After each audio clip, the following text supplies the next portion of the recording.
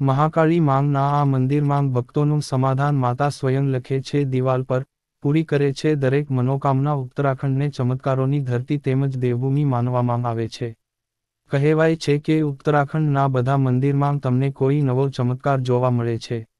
અહીંયા મંદિરોમાં એક અલગ જ અદ્ભુત શક્તિઓ પ્રવાહ કરે છે, માનો કે જેમાં સાક્ષાત માંગ અહીં રહે છે. એવું જ એક શક્તિપીઠ છે માંગ કલિંકાનું, જે તેના રહસ્ય અને ચમત્કારો માટે દુનિયાભર માંગ પ્રસિદ્ધ છે.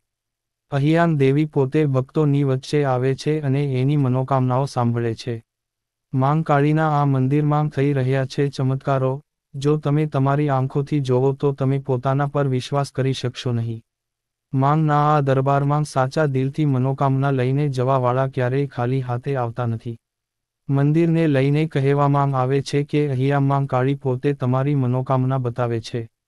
એની સાથે જ મોંકા પર તમારી મનોકામનાનું સમાધાન પણ કરી દે છે.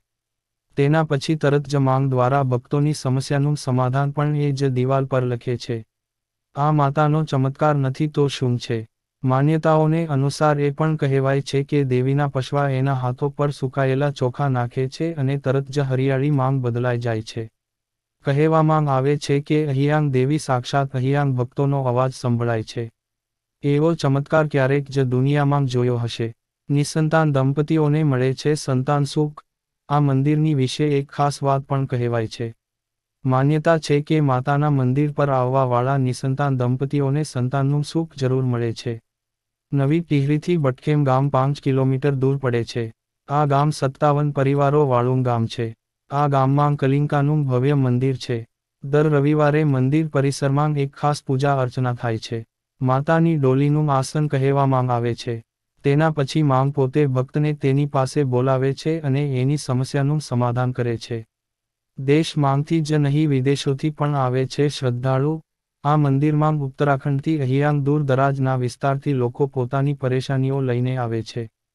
ખાલી દેશમાંથી જ નહીં પરંતુ વિદેશમાંથી પણ પોતાની પરેશાનીઓ લઈને આવે છે.